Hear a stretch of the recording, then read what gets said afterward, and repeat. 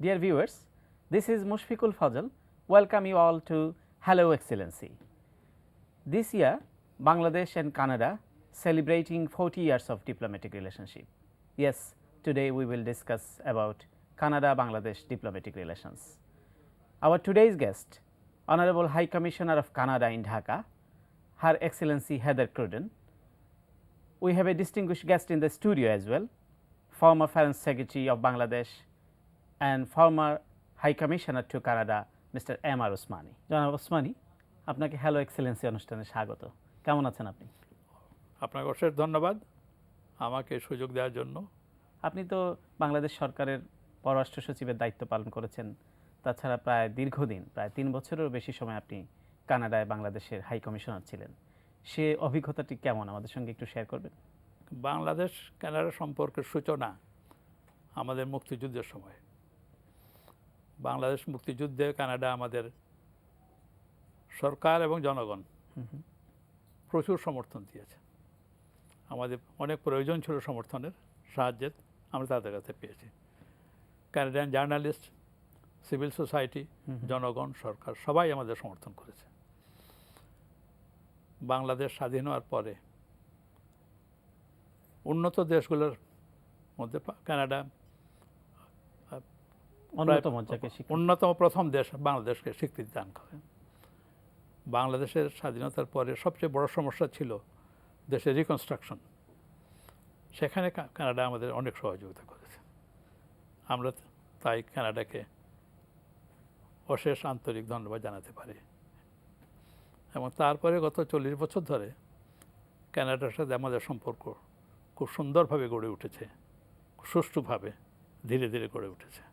যে আমরা আপনার সঙ্গে আরও আলোচনা করব, তার আগে আমরা চলুন দেখে আসি কানাডার উপর নির্মিত একটি তথ্যচিত্র।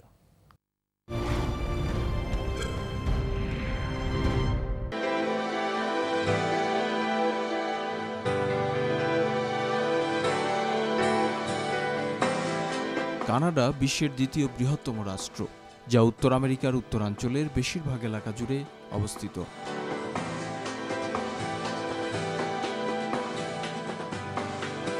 কানাডার অধিকৃত ভূমিতে প্রথম বসবাসের চেষ্টা চালায় আদিবাসী জনগোষ্ঠীসমূহ। 15 শতকের শুরুতে ইংরেজ এবং ফরাসি অভিযাত্রীরা আটলান্টিকের উপকূল আবিষ্কার করে বসতি স্থাপনের উদ্যোগ নেয়। প্রায় 7 বছরের যুদ্ধে পরাজয়ের পর 1763 সালে ফ্রান্স উত্তর আমেরিকায় তাদের উপনিবেশ ইংরেজদের হাতে ছেড়ে চলে যায়।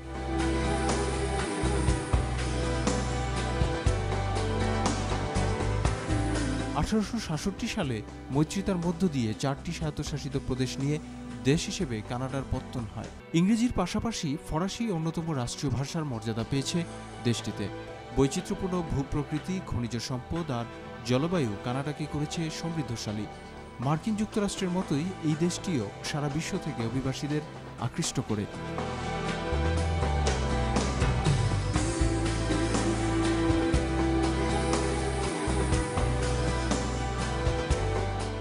জ্ঞান, বিজ্ঞান এবং খেলাধুলায় অভূতপূর্ব সাফল্য অর্জন করেছে এই দেশ, যার মোট জনসংখ্যা বাংলাদেশের মাত্র 1/5। কানাডার অধিকাংশ অঞ্চলেই প্রায় সারা বছর তীব্র শীতের কারণে এখানকার জনজীবনও গড়ে উঠেছে সেভাবেই।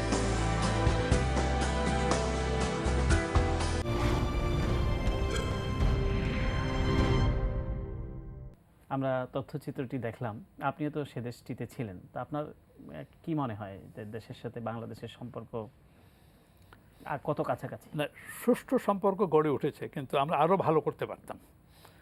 বাংলাদেশের জন্য অপূর্ব সুযোগ আছে কানাডাতে, যেটা আমরা পুরোপুরি সে সুযোগটা গ্রহণ করতে পারি নাই। আমাদের উচিত ছিল করা। তো কানাডা তাদের তরফ থেকে যেগুলো করছে, তারা 3টা সেক্টরে বিশেষ গুরুত্ব দিচ্ছে। যেমন সোশ্যাল ডেভেলপমেন্ট, বিশেষ করে স্বাস্থ্য এবং শিক্ষা। আমাদের অনেক শিক্ষাবিদ কানাডাতে ট্রেনিং নিয়ে এসছেন, পিএইচডি নিয়ে এসছেন। তারা হেলথ সেক্টরেও প্রচুর সহযোগিতা করছে। আরেকটা জায়গায় তারা গুরুত্ব দিচ্ছে, যেটা গভর্নেন্স বা প্রশাসন। দেশে প্রশাসনিক ক্ষমতা কিভাবে বৃদ্ধি করা যায়, কৌশল কীভাবে বৃদ্ধি করা যায়, কানাডা সেখানে সহযোগিতা করছে। আর তৃতীয় যে সেক্টরে তারা গুরুত্ব দিচ্ছে সেটা প্রাইভেট সেক্টর। ব্যবসা বাণিজ্য কী করে, বাংলাদেশে যারা ব্যবসা বাণিজ্য করেন প্রাইভেট সেক্টরে, তাদের কীভাবে ক্যাপাসিটি বিল্ড আপ করা যায়। কানাডা বাংলাদেশের সম্পর্কের আরও চুলচেরা বিশ্লেষণ করব। তার আগে আমরা দেখে আসব আমাদের এই অনুষ্ঠানে সম্পৃক্ত হয়েছেন সাক্ষাৎকার পর্বে ঢাকায় নিযুক্ত কানাডার হাই কমিশনার হার এক্সেলেন্সি হেদার ক্রুডেন। তার সাক্ষাৎকার পর্বটি চলুন আমরা দেখে আসি। Hello, Excellency. How are you today? I'm very good, thank you. How are you? Yeah, fine, thank you. You are looking good Oh, thank with you. the traditional Bangladeshi sari. Do you like it? I do. Thank you very much. This is a Bangladeshi sari. This is made from jute and it's by a local designer. So I love wearing saris, and I've bought I think about 20 since I have been here. So it's a bit dangerous actually. This year is the 40th in terms of diplomatic ties between Bangladesh and Canada. So how do you evaluate this long journey of relationship? I think it's been a fantastic journey. As you say, February 14th was the anniversary of our bilateral relationship with Bangladesh. It's also a multifaceted relationship. So we have a very strong trade relationship. Yeah. As you noted in my introduction, we have a very long-standing development relationship. Yeah. And of course, there are up to 100,000 Bangladeshis who are currently living in Canada. And we have a number of Bangladeshi students who go to Canada for education. And we follow a number of issues on the political front very, very closely. So it's a relationship that is multifaceted and I think extremely strong.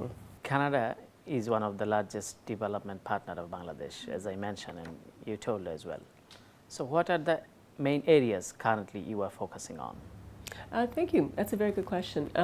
Our aid actually has shifted over the last number of years. I should highlight that since 1972 to 2011, Canada has invested $4.2 billion in aid. Aid assistance. Aid assistance. So it's a significant amount of money.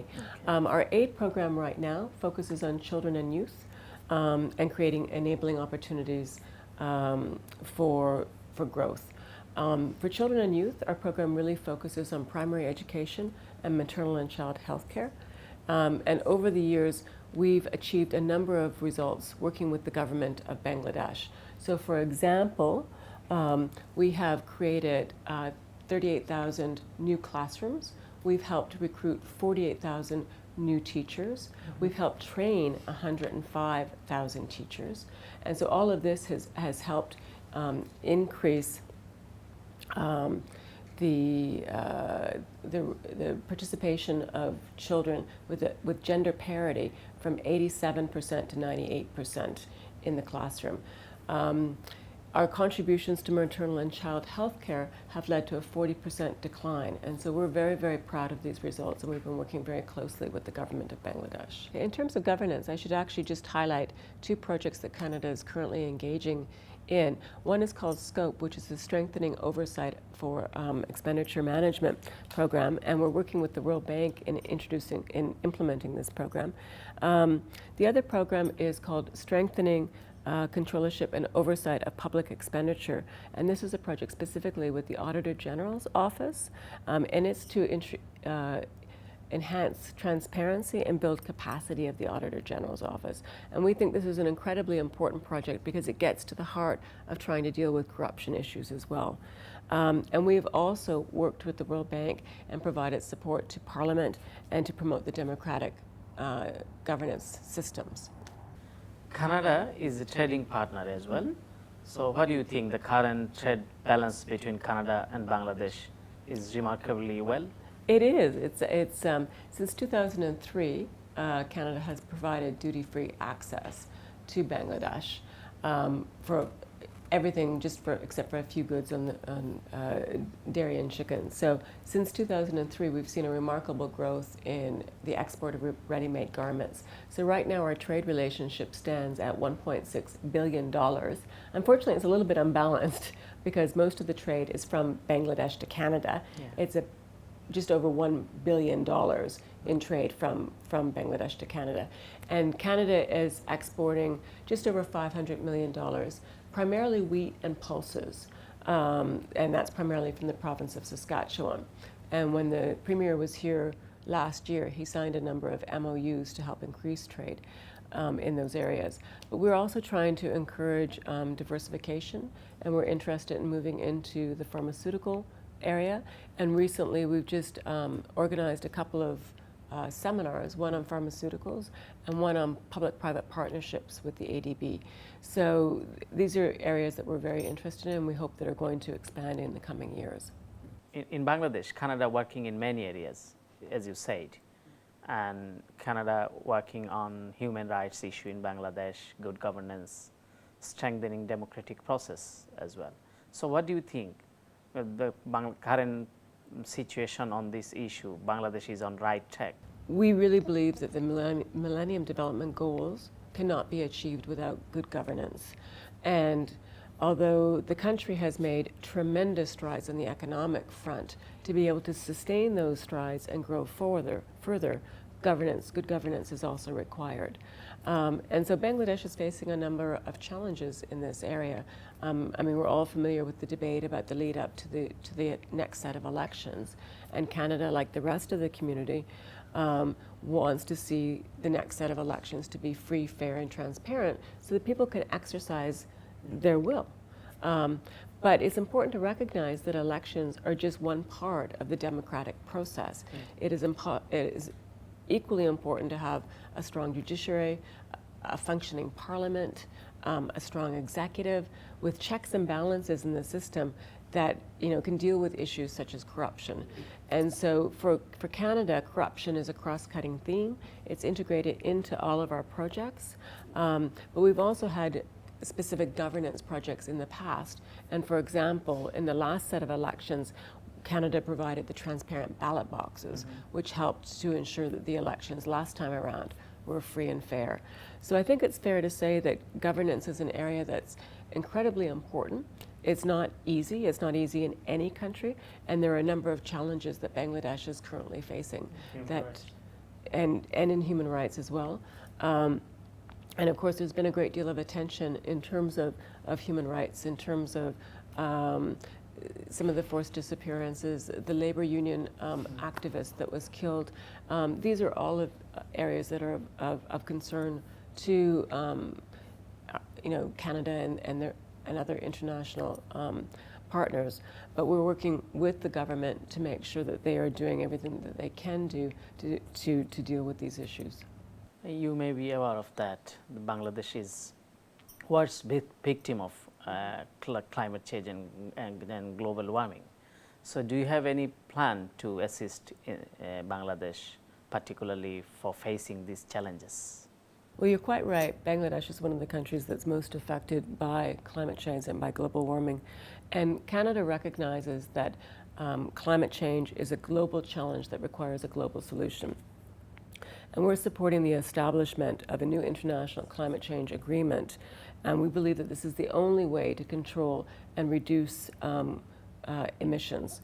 And Canada as a country is committed to reducing climate change and providing support for the poorest and the most vulnerable. And to this end, we're contributing $1.2 billion in new and ongoing funding up into 2013 for climate change financing. And our three priority areas are adaptation, clean energy, and agriculture. Now, this $1.2 billion is for initiatives around the world, and it has not yet been allocated yet. In counter-terrorism capacity building, Canada has provided significant